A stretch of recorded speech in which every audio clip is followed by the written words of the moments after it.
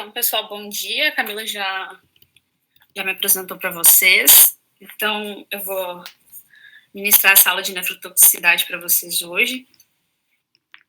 Eu dividi essa aula em 4 tópicos diferentes. A gente vai começar falando um pouco das funções do rim, né? Porque muitas vezes as pessoas têm em mente que a única função do rim é limpar o sangue, depurar o sangue, excretar coisas que não estão boas no sangue. Então, e a gente vai ver que o rim não faz só isso, ele tem outras funções que são muito importantes para o nosso corpo. A gente vai falar um pouco da anatomia dos rins, dos néfrons, como se dá a formação da urina, e vai falar um pouco, então, no final, da nefrotoxicidade, né? O que agentes tóxicos podem causar, como eles podem causar lesões aos nossos rins. Então, os rins, eles são fundamentais para manter a homeostase do nosso corpo. Em algum momento do curso vocês já devem ter ouvido falar nessa palavra, homeostase, que seria, então, manter quase constantemente o equilíbrio interno do nosso corpo, independentemente de alterações externas, tá?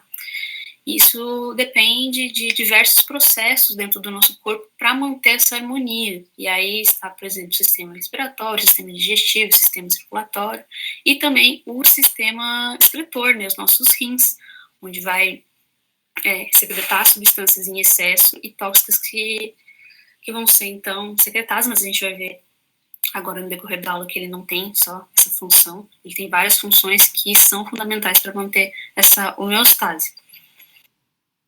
Uma das primeiras funções do rim é controlar a eliminação de água e eletrólitos por meio da urina. Então, ele vai fazer esse balanço entre o ganho e a perda de água. Isso é muito importante com relação aos nossos líquidos corporais e a gente vai ver agora nos próximos slides o porquê que isso é muito importante, tá? Um humano adulto tem em torno aí de 70% do corpo de água no corpo, mas esse percentual de água, ele vai mudando conforme as fases da vida. Então, um bebê tem em torno de 80%, um idoso diminui para 50%, então vai variando. Como que a gente ganha essa água, né? Então, a gente ganha ingerindo líquidos ou água presente nos alimentos, isso aí dá em torno de 2 litros por dia, ou também através da síntese pelo corpo, como resultado de oxidação de carboidratos, mas isso é uma quantidade bem menor aí, que dá em torno de 200 ml por dia. E as perdas vão se dar através da pele, que seria uma perda invisível, que a gente não percebe, através do suor, através das fezes, dos pulmões e através dos nossos rins, através da urina formada nos nossos rins. Toda essa água presente no nosso corpo, ela vai estar dividida em 2 compartimentos, o líquido extracelular e o líquido intracelular. E o líquido extracelular, ele ainda vai estar dividido em plasma e líquido intersticial. O que seriam, então, cada um desses compartimentos? Então, o líquido intracelular seria o líquido água presente dentro das nossas células, o líquido intersticial, o líquido que banha as nossas células, e o plasma é o plasma sanguíneo, então é o líquido que banha as células do nosso sangue. Cerca de 60% do nosso sangue é composto por plasma e o restante são as células do nosso sangue, né, os glóbulos vermelhos, os glóbulos brancos.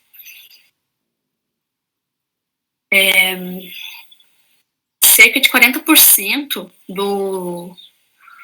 da nossa água do corpo está dentro das nossas células, então é o líquido intracelular, e aí cerca de 20% é o líquido extracelular, e aí então ele está dividido entre o plasma e o líquido intersticial, e o líquido intersticial e o plasma, eles são separados pela membrana capilar. A membrana capilar, ela permite que esses 2 líquidos, eles continuamente tenham trocas através dessa membrana, porque essa membrana, ela tem muitos poros, e eles são altamente permeáveis a quase todos os solutos do líquido extracelular. Então, o plasma e o líquido intersticial, eles têm aproximadamente a mesma composição, exceto pelas proteínas, que têm alta concentração no plasma e no líquido intersticial não. E o que vai separar o líquido extracelular do intracelular é a membrana celular, né? Vocês devem ter visto lá na biologia celular, lá no início do curso, que a membrana celular, ela tem uma permeabilidade seletiva. Então, ela é muito permeável à água, mas ela não é permeável à grande maioria dos eletrólitos. Então, os líquidos extra e intracelular, eles têm composições iônicas diferentes, já que tem essa membrana celular, que não é permeável, separando eles. Então, o líquido intracelular, ele já tem muito potássio, fosfato, magnésio, proteínas também, enquanto o líquido extracelular, ele já tem mais sódio, cálcio, cloreto, e também tem uma pequena quantidade de proteínas, que são as proteínas presentes no plasma sanguíneo. E um detalhe é que o líquido intracelular, ele tem 4 vezes mais proteínas do que o plasma sanguíneo. E a gente tem uma tabelinha com várias substâncias e cada um dos nossos líquidos, né? E o que a gente pode notar? Que a osmolaridade total dos líquidos, ela é muito parecida.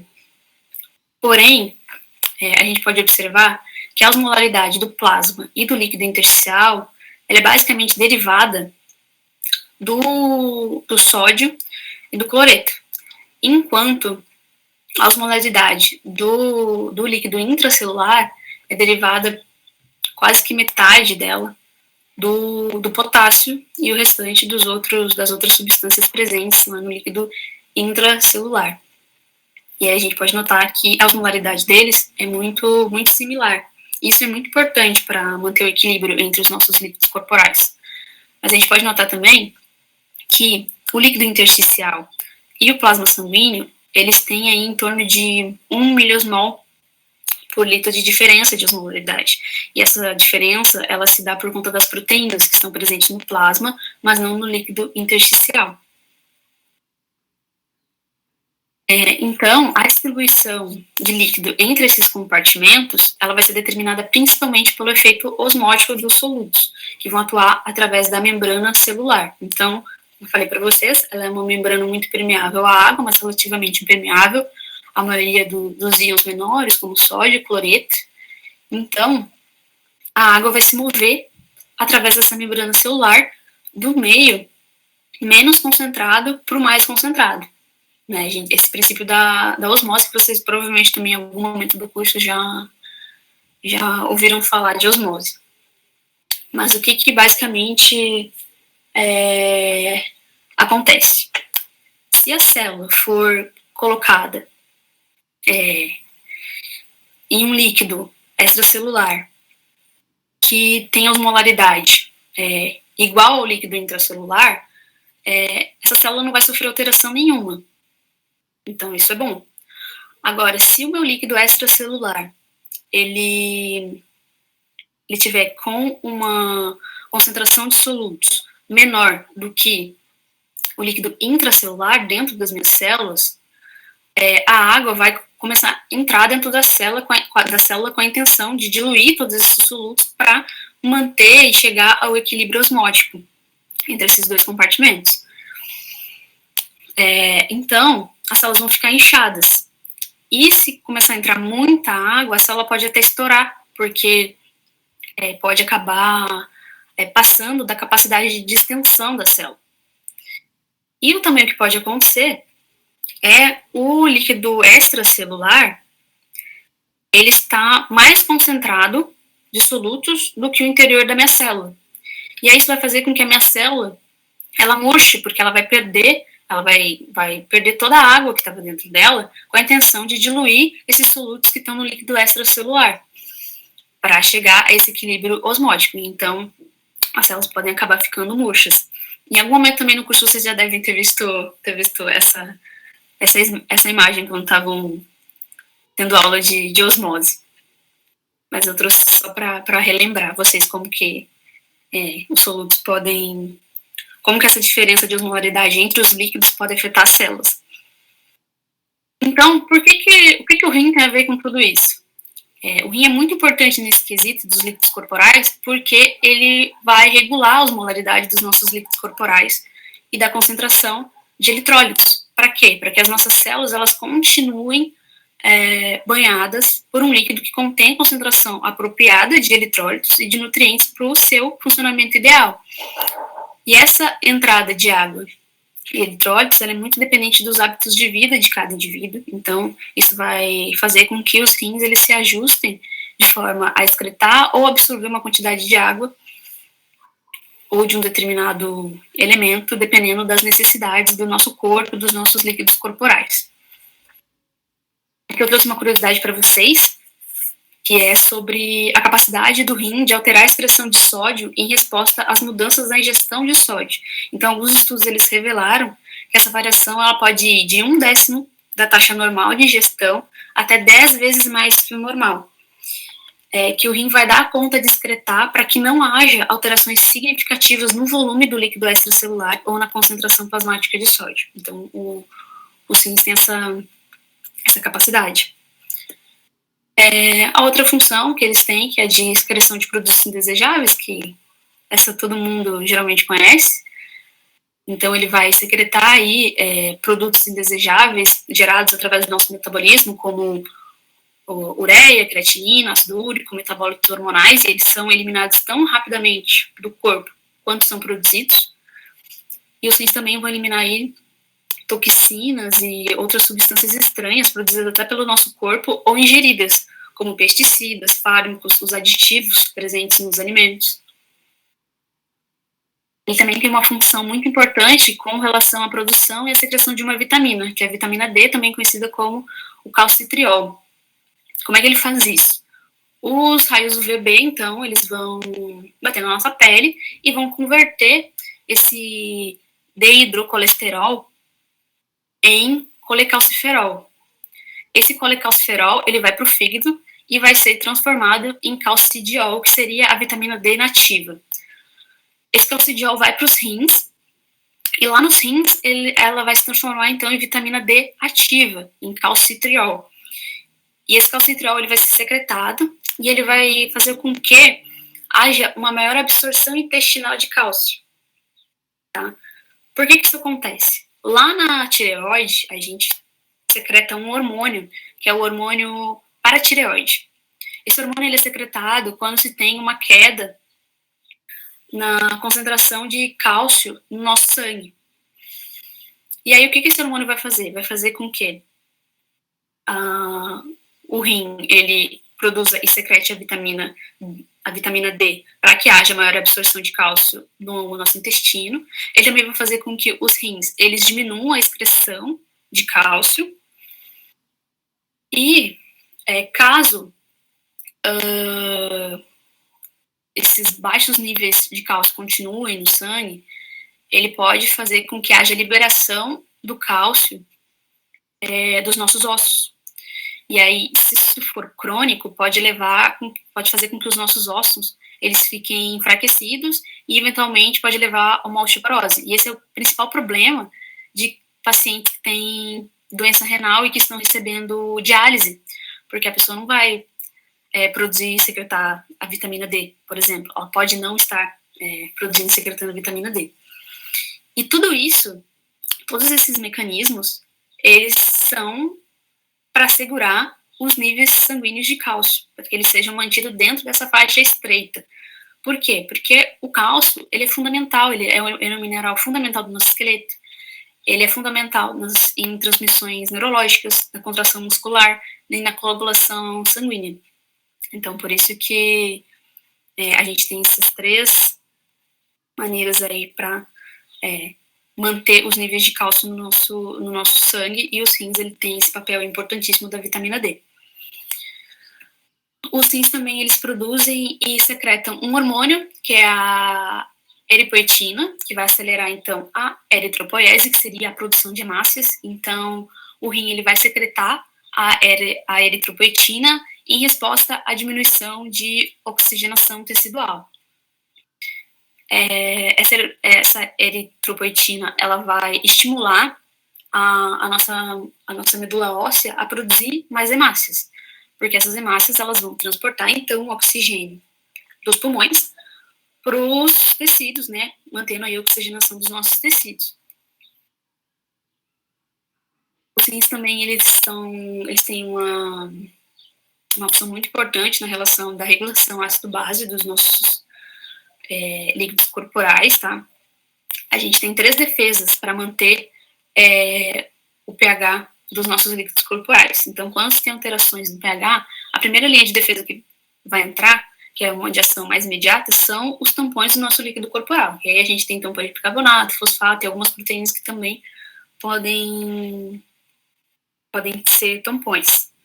Depois a gente tem a segunda linha de defesa, que é de ação rápida, né, leva em torno de minutos, que vai se dar através da respiração, com o aumento da respiração respiratória ou redução na frequência respiratória. E a gente tem a terceira linha de defesa, que aí entra os nossos rins. Ela é uma ação mais lenta, até pode demorar dias, porém é a linha de defesa que tem mais, entre aspas, mais forte, assim, dependendo do grau de alteração do pH. Então, o que o rim consegue fazer? Ele consegue fazer a excreção de ácidos e também regular o estoque de tampões nos líquidos corporais. Então, ele pode secretar íons H+, ou bicarbonato, dependendo se o nosso pH dos líquidos corporais estiverem mais ácido ou mais básico. Eles também podem reabsorver mais bicarbonato ou íons H+, e eles também formam alguns sistemas tampões, que são sistemas tampões de fosfato e tampões de amônia, tá? Então, isso basicamente vai dependendo, né, se ele secretar mais íon H+, por exemplo, isso pode fazer com que a nossa urina ela seja eliminada mais ácida. Então, e se a gente tiver maior secreção de bicarbonato, então a nossa urina pode ser eliminada mais básica. A outra função dos rins, então, é com a regulação arterial. Então, os rins, eles ajudam a regular a pressão arterial através da produção de uma enzima, que é a renina. Então, quando a gente tem uma queda na pressão arterial, o rim secreta a renina, ela vai transformar o angiotensinogênio em angiotensina 2, e aí a gente vai ter uma enzima conversora da angiotensina, que vai converter ela em angiotensina 2. Essa angiotensina 2, ela vai fazer com que as glândulas suprarrenais, ali, que estão acima dos nossos rins, elas secretem aldosterona. E a aldosterona, ela vai fazer com que os rins, eles secretem menos sal, vai fazer a retenção de sal, então vai reabsorver mais sais, para aumentar, então, a nossa pressão arterial.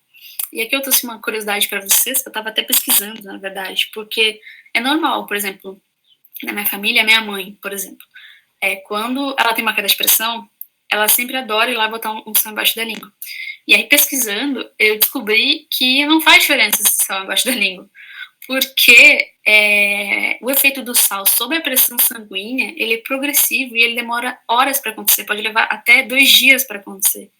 Então, de imediatamente não faz diferença colocar sal debaixo da língua. Então, vai ter outros mecanismos no nosso corpo, até mesmo esse mecanismo da renina, aldosterona, para aumentar a nossa pressão arterial do que o sal que a gente colocou embaixo da língua. Então, isso foi mais ou menos algumas funções, e as funções aí que são muito importantes para manter a homeostase no nosso corpo, que eu falei para vocês.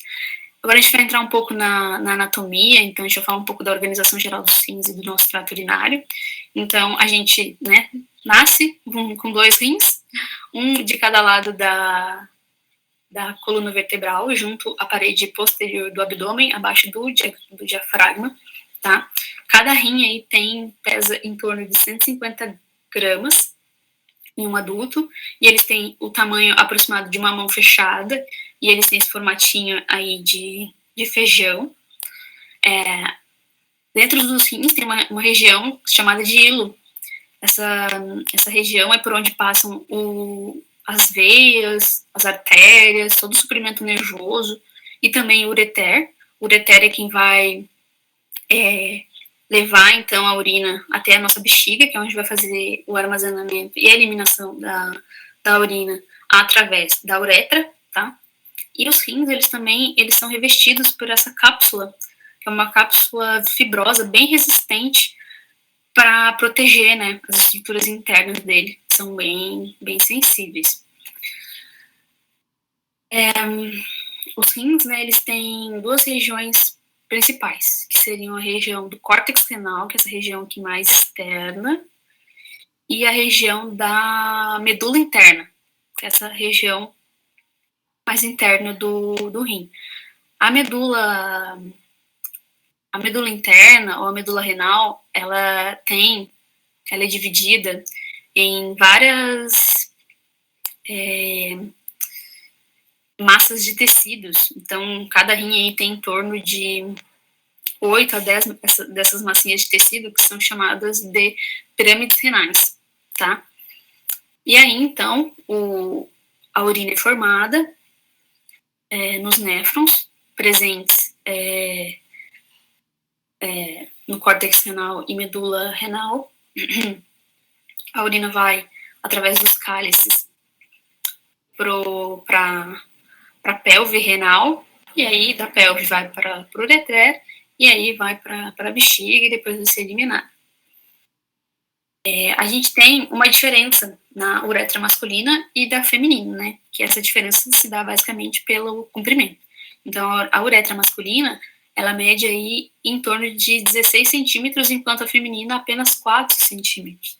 E, além disso, a uretra masculina, ela apresenta dupla função, ela é condutora de sêmen e condutora de urina, ao passo que a da mulher é somente condutora de urina, né? Ela é independente do sistema reprodutor. Uma curiosidade é que nós mulheres, somos mais propensas a ter infecções urinárias. E isso se deve também pelo fato da nossa uretra ser mais curta, né, de apenas 4 centímetros. Então, isso faz com que a nossa bexiga ela fique próxima de regiões onde vivem bactérias, né, onde as bactérias costumam ficar, que é vagina e ânus. E esse caminho curto vai favorecer que as bactérias elas cheguem até a nossa bexiga, causando aí as infecções urinárias, tá? E em casos mais graves, as bactérias elas podem acometer os rins. E aí, nesses casos, a gente tem até que, às vezes, ser internado, porque corre um risco bem grande, até de lesão nos rins. E aí, quando é só na bexiga, a gente toma ali um antibiótico por 5 dias, eu acho, e já tá tudo certo. Para a gente falar um pouquinho do néfron, né, que é a unidade funcional dos nossos rins, é quem vai realmente, de fato, formar a urina, tá? Cada rim aí tem em torno de 1 milhão de néfrons e, dependendo das lesões renais ou doenças que as pessoas possam ter, ou até mesmo envelhecimento, eles podem causar o declínio nesse número de néfrons. Após os 40 anos de idade, o número de néfrons ele diminui cerca de 10% a cada 10 anos. Porém, os rins eles vão se adaptar a esse decaimento, esse declínio, para conseguir continuar excretando a quantidade apropriada de água, eletrólitos e produtos residuais.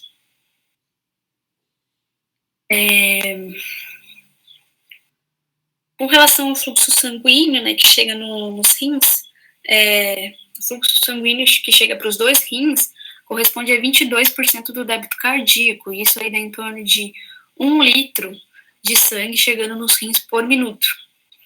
Os rins eles vão chegar então nos nossos rins pela veia renal e vai se ramificando, né? Conforme vai adentrando o rim. Então ele vai se ramificar em artéria segmentar, artérias interlobulares, artéria arqueada, artéria interlobular. e arteríola aferente. A arteríola aferente é quem vai levar o sangue para o glomérulo, tá? Lá no néfron, essa região aqui, onde é a primeira região do néfron que o sangue vai ser filtrado, tá? Então, essas arteríolas aferentes, elas vão formar o que a gente chama de capilares glomerulares.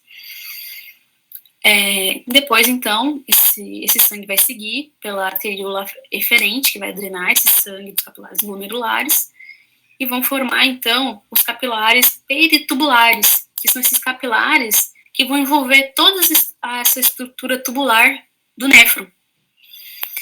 E aí, depois dos capilares tubulares, então, o sangue vai ser drenado através da veia intralobular e vai seguir através das veias arqueadas, intralobulares, segmentares e a veia renal, que vai levar, então, esse sangue de volta para a circulação sistêmica, né, para reoxigenar.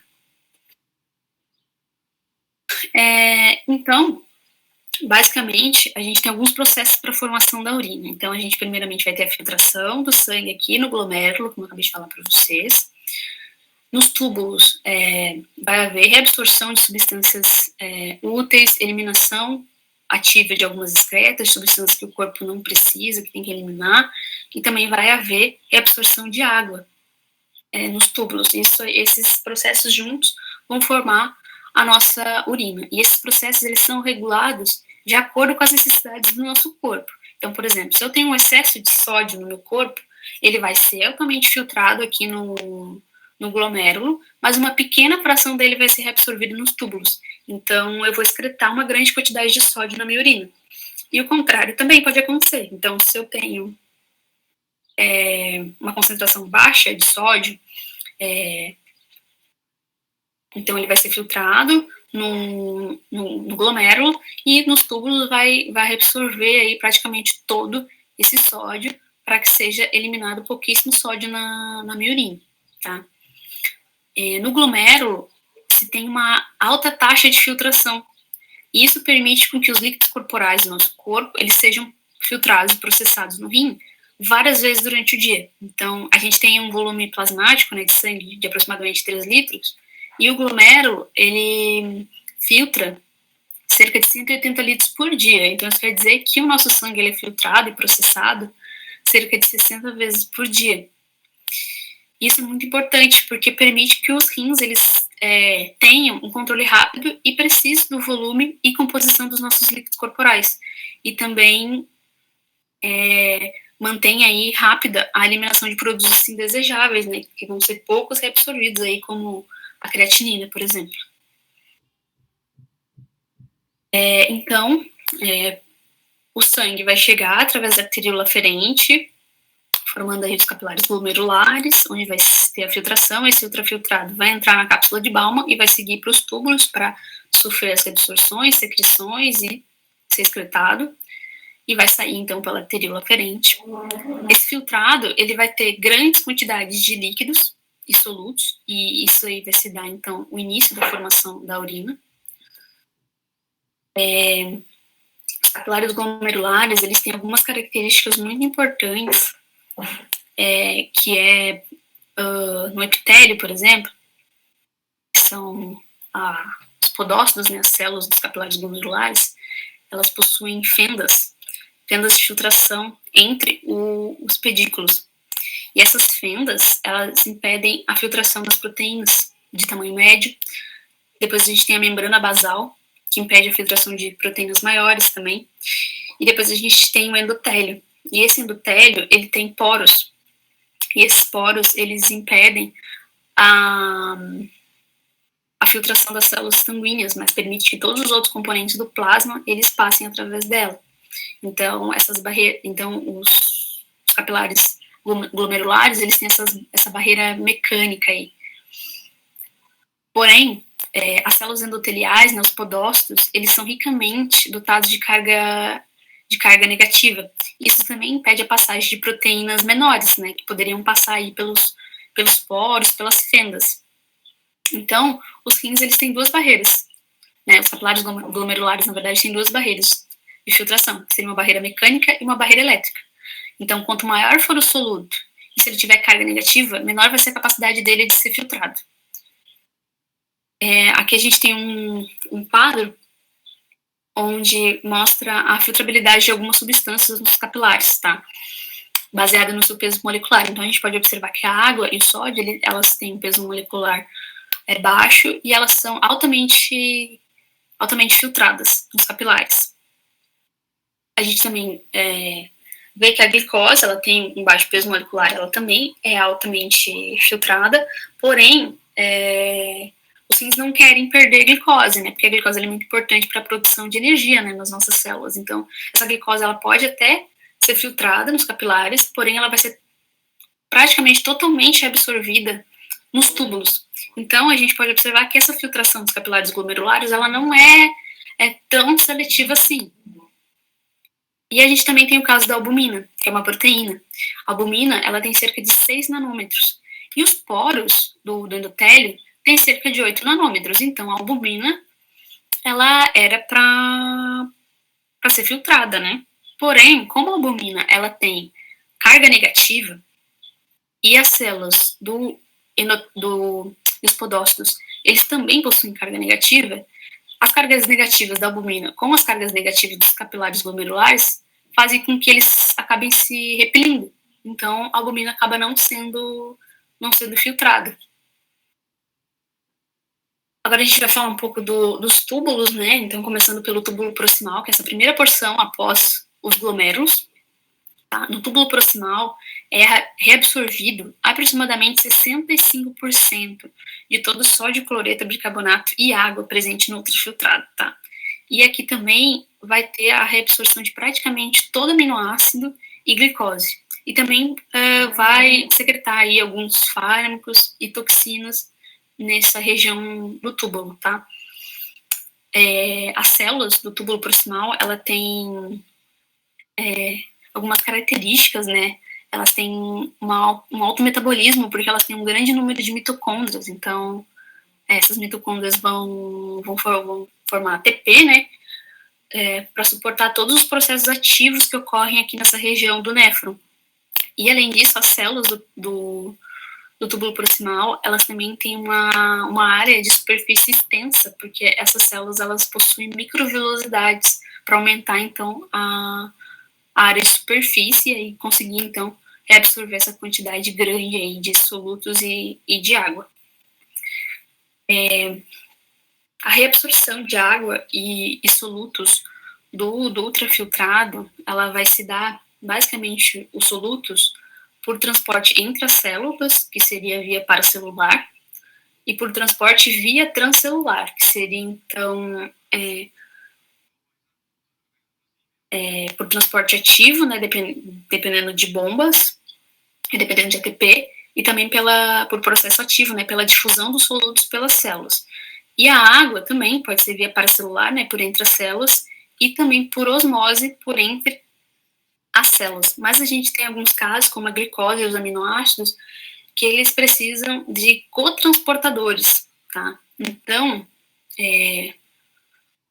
o sódio, ele vai entrar na célula via membrana apical, e a gente tem bombas de sódio potássio ATPase na membrana basolateral, que vai manter sempre a concentração de sódio dentro da célula baixa, facilitando aí a entrada, então, do sódio via membrana apical. E a glicose, ela precisa de um cotransportador para entrar dentro da célula, que vai depender do sódio. Então, ela tem esse cotransportador aqui, que é o SGLT1, que vai transportar a glicose para dentro da célula. E esse transporte, ele vai ser favorecido pela energia gerada pelo transporte do sódio. E aí a mesma coisa vai acontecer para os aminoácidos. E aí, então, dentro da célula, a glicose vai ser reabsorvida, né, para o interstício e os capilares peritubulares por difusão facilitada por um transportador, que é o GUT. E os aminoácidos também, eles podem ser reabsorvidos, né, por interstício através de transporte ativo, né, através de transporte ativo secundário, ou através também de difusão facilitada aí, através de transportadores. A alça de Henle, que é seguida depois dos túbulos proximais, que é essa região aqui do néfron, ela tem 3 segmentos, dividida em 3 segmentos, que é o descendente fino, o primeiro segmento, logo após o ascendente fino, e, por último, o ascendente espesso. E esses segmentos, eles têm umas características distintas, né? Então, o ascendente fino e o descendente fino, eles têm células epiteliais mais finas, com poucas mitocôndrias, então não tem muitos processos ativos nessa região, tá? E o descendente fino, ele é muito permeável à água. Cerca de 25% de toda a água do ultrafiltrado é reabsorvida aqui nessa região da alça de Henle. E ele também é permeável a alguns solutos, como ureia e sódio. Já as regiões ascendentes, tanto a fina quanto a espessa, elas são pouco permeáveis à água, essas regiões aqui. E a ascendente espessa, ela tem ainda uma característica diferente, que é com relação às suas células, né? Ela possui células epiteliais mais espessas e contém muitas mitocôndrias, então tem muito processo ativo para reabsorção de solutos aqui nessa região. Então ela reabsorve aí 25% de todo o sódio, cloreto, potássio, bicarbonato, magnésio e cálcio dessa região, e também secreta íons H+, tá? Já a ascendente fina, ela tem uma capacidade de reabsorção bem menor do que a ascendente espessa. Depois de passar pela alça de Henle, né, pelos segmentos da alça de Henle, então, o ultrafiltrado vai para o túbulo distal, e o túbulo distal, ele é dividido em túbulo distal inicial, e túbulo distal final e túbulo coletor, e eles têm algumas características celulares diferentes. Então, o túbulo distal inicial, as células epiteliais dele são bem compactadas, e nessa região aí vai absorver praticamente sódio, cloreto, magnésio, cálcio, e é praticamente impermeável à água. E o túbulo distal e o túbulo coletor, eles têm 2 tipos de célula. São as células principais, que vão absorver aí sódio e água, e também secretar potássio, e secretar íons e secretar também íons H+. E também tem as células intercaladas, que vão reabsorver potássio e secretar hidrogênio. Então, nessa região tem dois tipos celulares, e a reabsorção de água, ela vai depender de um hormônio, que é o ADH, e a gente vai falar deles agora um pouquinho mais à frente. Por último, então, esse ultrafiltrado vai para os ductos coletores. Tá? Eles têm algumas características celulares também, que são células epiteliais boides, superfície lisa e poucas mitocôndrias. E a permeabilidade dele à água, então, ele vai reabsorver água dependendo do hormônio ADH, assim como o túbulo distal. E também ele reabsorve aí sódio, cloreto, bicarbonato, secreta íons H+ também. Então, gente, o que a gente pode notar? Conforme o ultrafiltrado vai passando pelos túbulos, vai alterando a sua osmolaridade. Então, o ultrafiltrado, ele vem do glomérulo, passa para os túbulos proximais, com osmolaridade parecida, igual, praticamente, ao do nosso sangue. E esse ultrafiltrado, ele vai passar, então, pela alça de Henle e vai se tornando hiperosmótico. Por quê? No ramo descendente, na alça descendente, a gente viu que praticamente tem reabsorção de água. E isso vai fazer com que o nosso ultrafiltrado vá se concentrando, vai se tornando hiperosmótico. E conforme ele vai passando pelo ramo ascendente, vai se tendo a reabsorção de solutos, né, de sódio, potássio, cloreto, e aí esse ultrafiltrado vai se tornando hiposmótico, vai se tornando mais diluído. E vai chegar ao túbulo distal. E aí lá no túbulo distal e no ducto coletor, dependendo da ação do hormônio ADH, pode ser que a gente elimine uma urina mais concentrada ou mais diluída. né? A gente pode concentrar a nossa urina, mais ou menos, aí até 1.200, 1.400 miliosmol. E eu trouxe aqui um caso para vocês, que é o caso do camundongo saltador australiano. Ele é um camundongo que vive no deserto, então ele não ingere água. Então ele tem que controlar aí a eliminação da sua urina. Então ele consegue eliminar uma urina com uma osmolaridade aí 10 vezes maior que a gente, né? Em torno de 10 mil miliosmols por litro. E isso permite com que ele viva no deserto sem ingestão de água. Eles têm uma característica diferente na alça Jane, onde a alça Jane deles é maior, então eles conseguem reabsorver muito mais água, né? A gente viu que a gente reabsorve cerca de 25% da água na alça Jane, então eles conseguem reabsorver muito mais, e isso permite com que eles sobrevivam no deserto.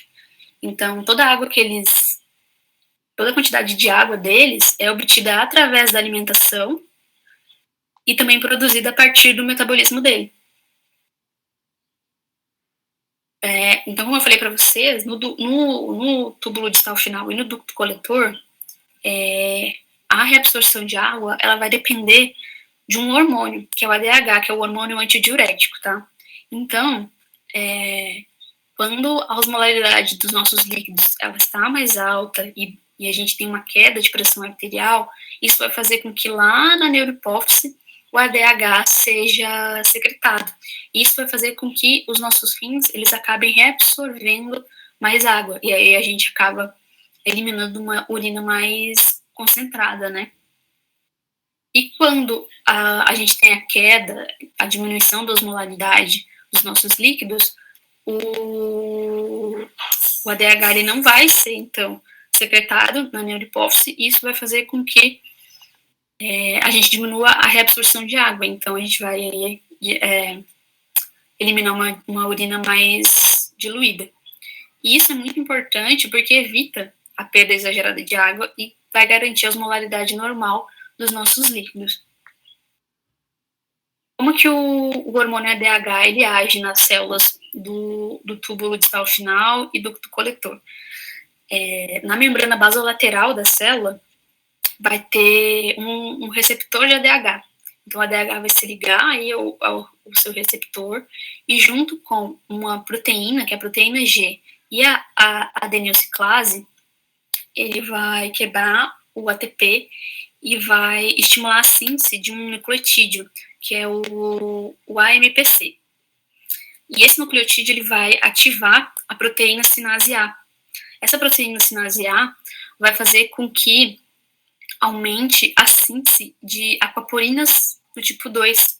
E essas aquaporinas elas vão se inserir na membrana apical da célula e aí vai se ter uma maior reabsorção de água, porque vai se formar esses canais de água. Então, é assim que age o ADH nas células para reabsorver água.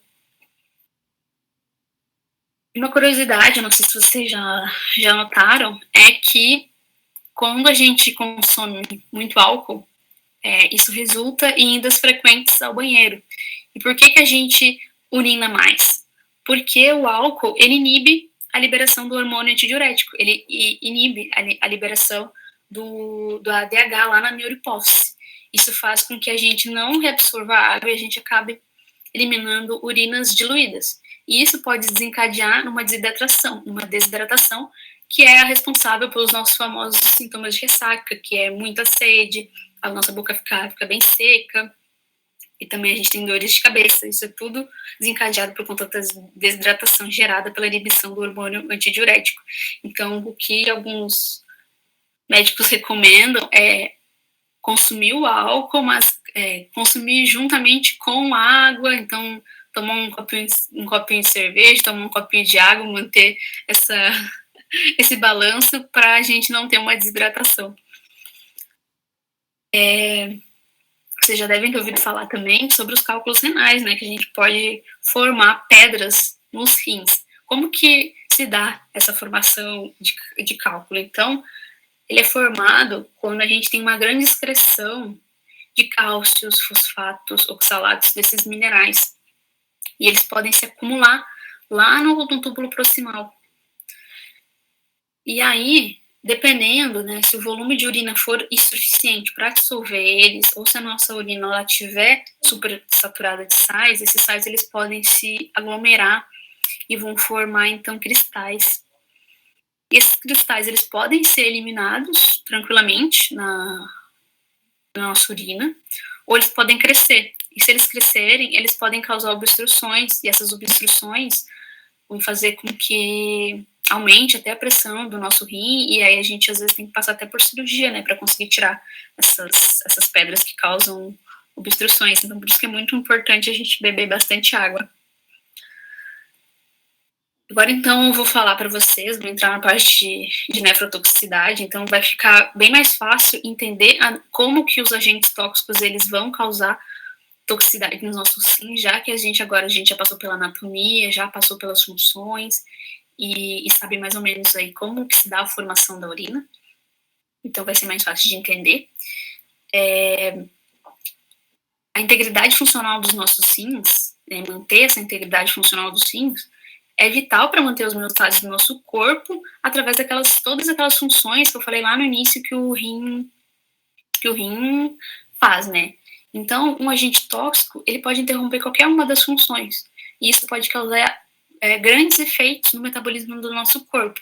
Os rins, eles até possuem mecanismos de desintoxicação, têm uma certa capacidade regenerativa, porém, dependendo do grau de toxicidade que esse agente tóxico causar, e se os mecanismos de desintoxicação não derem conta, os nossos rins podem acabar sendo lesionados. E se essa lesão ser profunda, pode ocorrer danos renais permanentes que vai exigir com que a gente tenha que fazer tratamentos de diálise ou até mesmo transplante renal.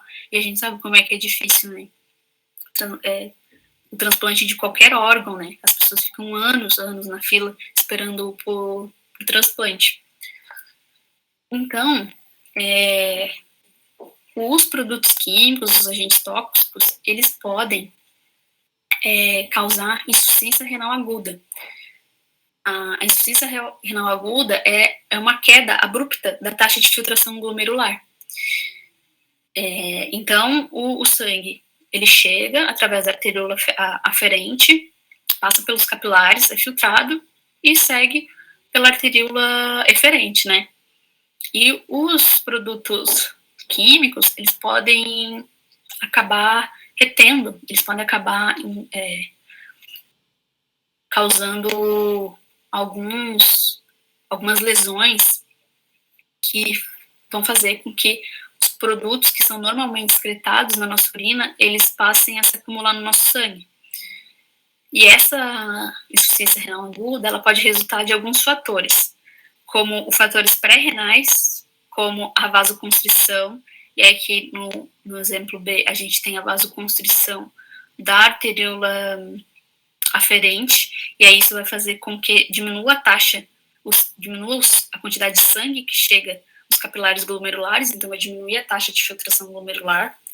A gente também tem fatores pós-renais, onde aí estão envolvidas obstruções, e a gente vai ver agora no próximo slide como que pode ser gerada essas obstruções. E a gente também tem fatores intrarrenais, aí, tipo, como lesões celulares, mortes celulares. E isso pode levar com que o ultrafiltrado ele vaze dos túbulos e a gente não consiga reabsorver a água e os solutos que precisa. E a gente vai ver isso também agora no próximo slide. Então, a gente precisa manter a integridade tubular, e essa integridade tubular, ela depende da adesão entre as células tubulares e a adesão das células com a matriz, com a parede. Se a gente tem um estudo tóxico, algum agente tóxico pode agir aqui nessas paredes, podem levar a mortes celulares dessas células, através de apoptoses e necroses. E isso pode levar a vazamentos, né, como eu falei, do ultrafiltrado, e as células elas vão começar a se desprender uma das outras, né, e da matriz, e dessa parede. E aí elas podem se aglomerar no no lumen tubular. E aí podem causar essas obstruções. E essas obstruções tubulares, elas podem diminuir a taxa de filtração glomerular, porque a pressão que vai ser causada pelo acúmulo de ultrafiltrado aqui nessa região onde tem obstrução vai fazer com que diminua a taxa de filtração glomerular. Porém, as células que sofrerem lesões não renais, elas podem até sofrer reparo ou adaptações e contribuir aí para a recuperação do néfron. Um marcador de insuficiência renal aguda é a creatinina. Então, a creatinina, então, ela é um resíduo produzido nos nossos músculos e precisa ser eliminado através da nossa urina. Porém, quando a gente tem alguma insuficiência renal aguda, essa creatinina vai acabar se acumulando no nosso sangue. Então, quanto mais alto estiver a creatinina no sangue, mais grave será essa insuficiência renal. Porém, o problema desse marcador, o problema da creatinina, é que ela só aumenta no nosso sangue quando cerca de 75% da função renal já foi perdida. Então, hoje, eles têm alguns outros marcadores, como proteínas também, que vão começar a ser, por exemplo, liberadas na urina quando começar uma insuficiência renal. Então, assim, a gente consegue saber mais rápido, né, dessa insuficiência. Então, o que a gente pode notar? Que o rim ele é muito sensível aos efeitos tóxicos de produtos químicos. E essa sensibilidade, ela pode ser atribuída em parte às características fisiológicas e anatômicas desse órgão. Então, por mais que eles constituam apenas 5% da nossa massa corporal, eles recebem cerca de 20 a 25% do nosso débito cardíaco. Então, como eu falei para vocês lá atrás, o nosso sangue, ele passa cerca de 60 vezes por dia nos nossos rins.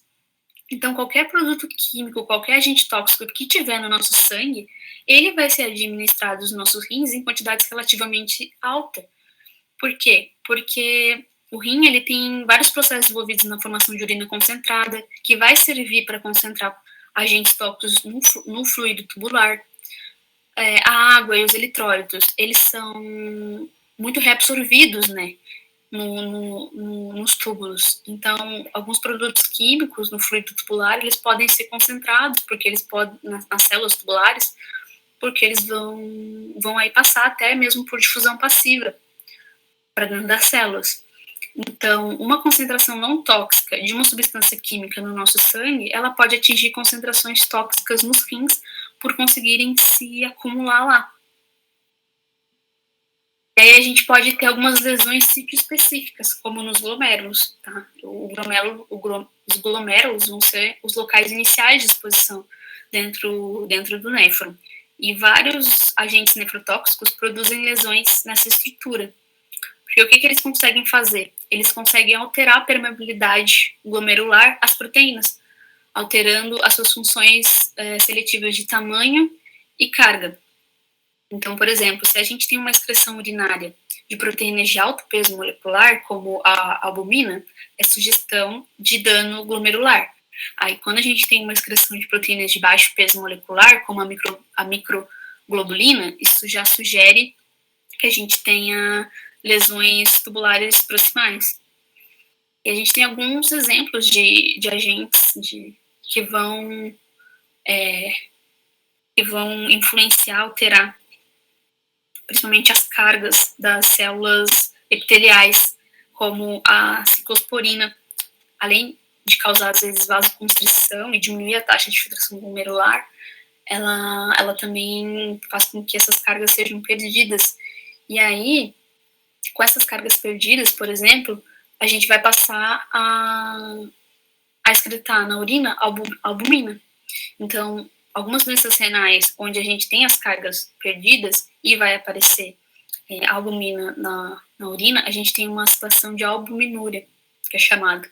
E aí, quando começam a aparecer, então, proteínas, albumina na urina, já é um indício de lesões glomerulares. A gente tem também lesões específicas no túbulo proximal, que é o local mais comum de lesão induzidas por tóxicos, tá? e isso relaciona-se em parte ao acúmulo desses xenobióticos nesse segmento, porque ele tem um epitélio muito permeável, que vai favorecer o fluxo desses compostos para dentro das células tubulares. Então, conjugados de glutationa, metais pesados, vão estar localizados principalmente, se não exclusivamente, no túbulo proximal. E alguns medicamentos, como antibióticos, produtos ambientais, metais também como cádmio e mercúrio, eles vão afetar principalmente essa região do néfron, principalmente essa região do túbulo proximal. E essa região, ela conta com um arsenal de defesa, que inclui aí alguns sistemas enzimáticos que são bem eficientes, mas caso esse sistema de enzimas não seja suficiente, vai acabar levando a lesões nesse segmento. Com relação à alça de Inle e o túbulo distal, a lesão quimicamente induzida nessas estruturas é mais raro a ocorrência dela. Porém, a gente tem alguns compostos que conseguem causar nefrotoxicidade nessa região, como a anfotericina B, que é altamente lipofílica e ela vai interagir com os lipídios, como o colesterol. E aí vai resultar na formação de canais ou poros transmembrana e vai interromper a permeabilidade da membrana. Então, vai acabar tendo o vazamento do ultrafiltrado para o interstício, e a gente vai acabar não tendo a reabsorção nesses locais aí de água e de íons.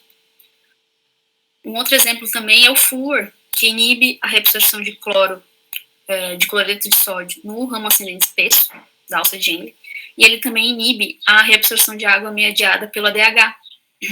E possivelmente isso se dá porque ele interrompe a adenilato ciclase, que é essa enzima que vai catalisar, então, a hidrólise do ATP para a síntese de AMPCs, né, de nucleotídeos, para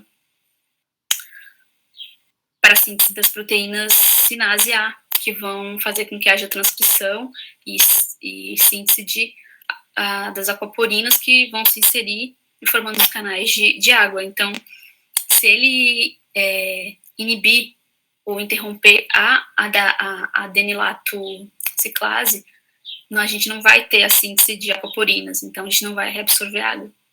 Então, é um dos efeitos que o flúor pode causar aí no nosso túbulo distal.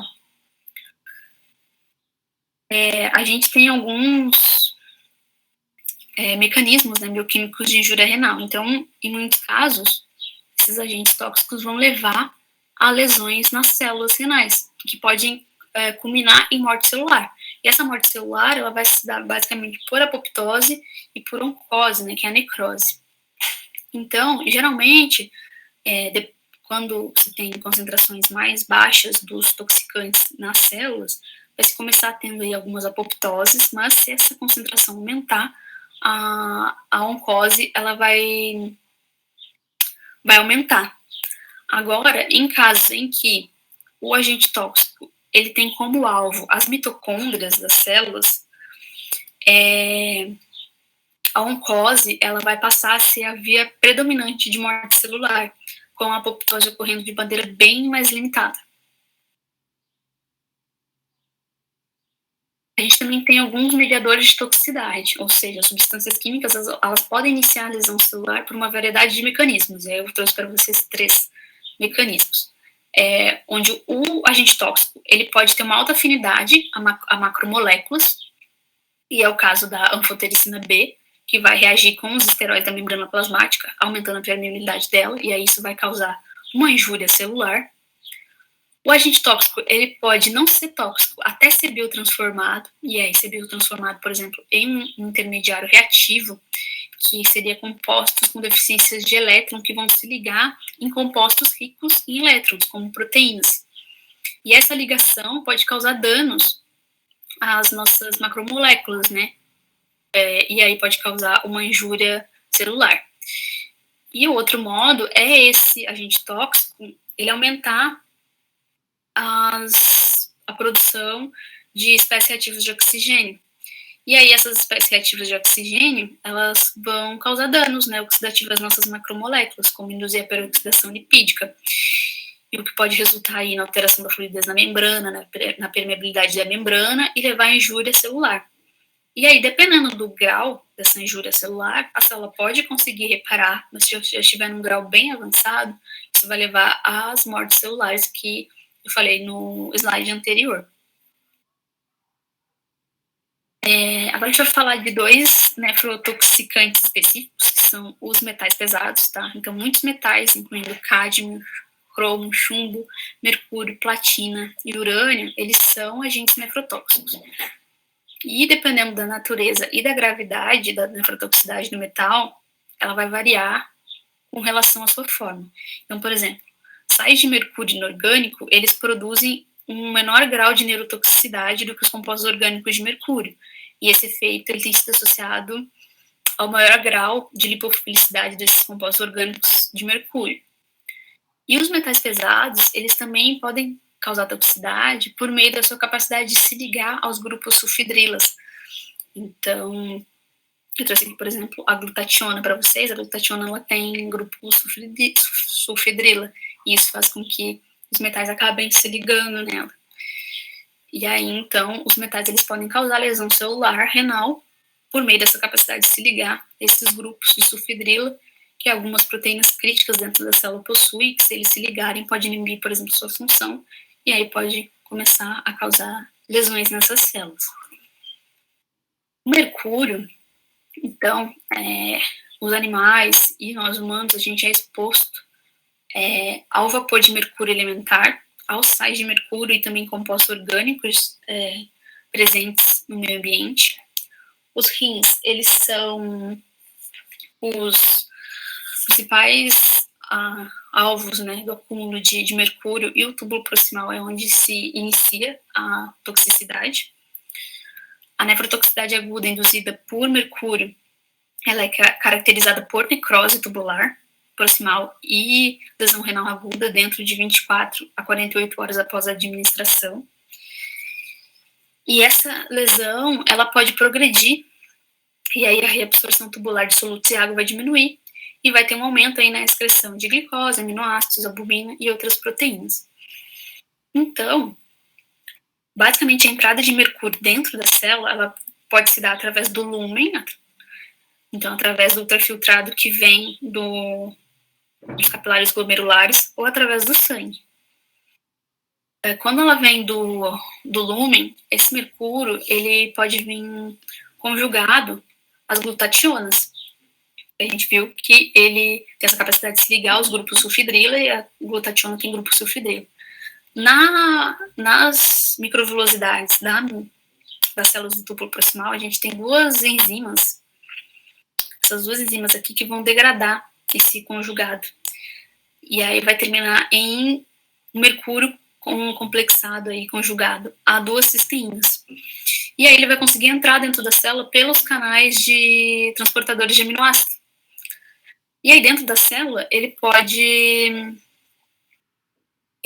se tornar livre, né? Ele pode se dissociar das cisteínas, dos seus ligantes, e começar a causar nefrotoxicidade nas células, porque ele vai começar a procurar os grupos sulfidrilas de proteínas, por exemplo, e aí vai alterar a sua forma e a sua função. Pode gerar estresse oxidativo, e aí isso pode levar até a morte celular. Porém, com o aumento, quando a gente tem mercúrio livre dentro da célula, vai fazer com que haja um aumento na síntese de metalotioninas, né? E de defesas antioxidantes. Porém, se isso não for suficiente, se as metalotoninas ficarem saturadas, isso não vai evitar a lesão renal e nem a necrose celular, e aí, consequentemente, pode gerar um processo inflamatório, e aí vai gerar muitos danos aí nessa região do tubo. A gente tem o cádmio também, onde a exposição crônica de humanos não fumantes e animais ao cádmio ocorre principalmente por meio dos alimentos, e aí pode resultar em nefrotoxicidade. Eu falo em humanos não fumantes porque eu descobri que tem cádmio no cigarro, não sabia que tinha. O cádmio ele tem uma meia-vida superior a 10 anos em humanos, então ele se acumula no corpo com o tempo, e ele pode causar disfunção no túbulo proximal e lesões caracterizadas aí pelo aumento também na excreção ordinária de glicose, aminoácidos, cálcios e também algumas enzimas celulares. Então, o cádmio ele pode ser filtrado, né, no glomérulo tanto como cádmio livre ou complexado a metalotioneína, e aí ele vai entrar para dentro da célula do túbulo proximal e lá vai sofrer uma degradação lisossomal. E aí esse cádmio ele vai passar a ser livre de novo e vai poder causar danos às biomoléculas dentro das nossas células. Porém, esse cádmio livre ele vai fazer com que aumente a síntese de metalotioneína. Porém, se a concentração de cádmio for muito grande, vai se ter a saturação dessas metalotioneínas. E aí, esse cádmio vai continuar livre e vai causar várias lesões na nossa célula, que pode levar até uma morte celular. E alguns estudos já observaram que concentrações baixas de cádmio, elas podem interferir na sinalização celular tubular. Aqui eu trouxe uma reportagem para vocês, que é com relação à lesão renal induzida pela cisplatina. A cisplatina ela é utilizada no tratamento de câncer. E 1/3 dos pacientes tratados com ela apresenta danos renais após tratamento inicial. E os primeiros efeitos dela são diminuindo o fluxo renal sanguíneo e a taxa de filtração glomerular, produzido por conta de uma vasoconstrição. E a insuficiência renal crônica, ela pode ser observada com a cisplatina e vai ser devida à exposição, né, prolongada, e ela vai ser caracterizada principalmente por necrose em vários segmentos do néfron, mas sem um efeito significativo no glomérulo, mas nos túbulos. E aí, como a cisplatina ela é muito importante no tratamento de câncer, porém, ela tem que ser usada com cuidado para não causar lesão renal, o que alguns estudos estão fazendo? Eles estão utilizando a cisplatina juntamente com o manitol, que é um produto natural usado como diurético para aumentar a produção urinária em pessoas com insuficiência renal aguda. E aí alguns estudos avaliaram esse efeito, né, do uso em conjunto do manitol com a cisplatina em alguns marcadores de nefrotoxicidade, como a creatinina.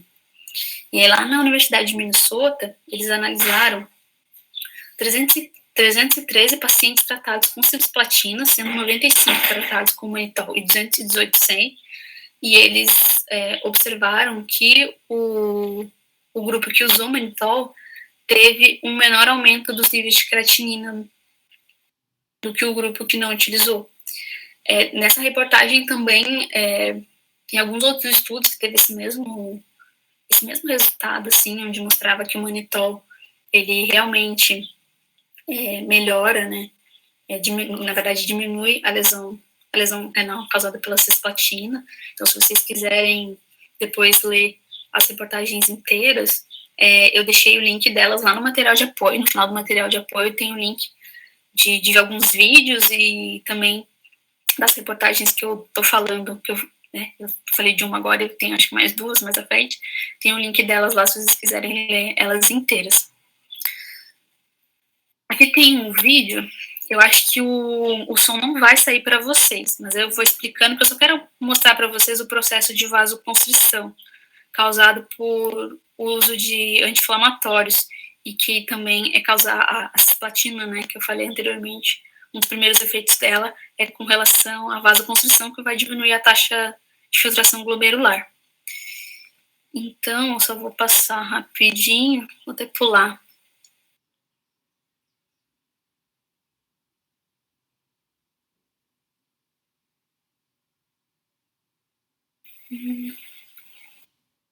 Então, aqui mostra o fluxo sanguíneo normal nos capilares glomerulares e saindo.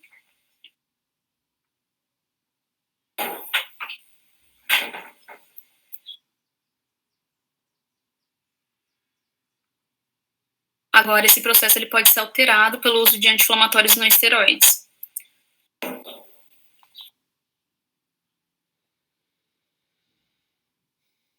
prostaglandinas, elas produzem a vasodilatação da arteríola aferente para manter essa filtração glomerular. Porém, alguns medicamentos, como os anti-inflamatórios, eles podem inibir a síntese de prostaglandinas e aí vai ocorrer a vasoconstrição da arteríola aferente. E aí, isso vai fazer com que diminua a quantidade de sangue que chega, né, nos capilares glomerulares e vai diminuir a filtração glomerular e, consequentemente, a gente vai acabar excretando menos toxinas que estariam no sangue. E esse também é o processo que a cisplatina faz. Ela também causa vasoconstrição. E aí, se vocês quiserem ver o vídeo inteiro, tem lá no... Eu deixei o link aqui embaixo e também eu deixei lá no material suplementar, porque depois ele fala de um outro efeito, de um outro medicamento, que ele faz o contrário. Ele causa a vasodilatação da arteríola eferente. Eu só queria mostrar essa parte da vasoconstrição para vocês terem uma ideia de como que ocorre e como que ela pode ser prejudicial aos nossos glomérulos. Depois aqui eu trouxe uma outra reportagem para vocês, que é com relação aos estudos que estão ocorrendo, onde os pesquisadores eles descobriram que células-tronco do líquido amniótico elas podem melhorar a função renal crônica. Então, eles injetaram, né, células-tronco de líquidos amnióticos em um rim doente, né, em um modelo pré-clínico, e aí eles avaliaram os níveis de resíduos medidos após 10 semanas após essa aplicação, e eles observaram uma melhora na função renal.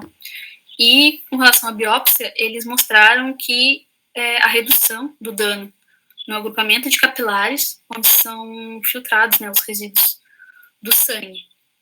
Tá, se vocês quiserem saber mais detalhes, tem a reportagem inteira lá no material de apoio. Eu deixei o link lá, mas isso é muito importante, né, para as pessoas que precisam fazer diálise e precisam de transplante, né, já que transplante mesmo pode demorar anos, então essas doenças renais crônicas conseguem aí ser melhorado, né, a função renal com essa terapia celular. Então, ainda tem que ocorrer muito estudo para isso se tornar uma terapia alternativa. Uma outra reportagem que eu trouxe para vocês é com relação a alguns cientistas brasileiros que estão investigando a relação entre a Covid-19 e os problemas renais. Então, alguns estudos eles já confirmam que a incidência de 20% a 40% de lesão renal aguda em pacientes com Covid-19.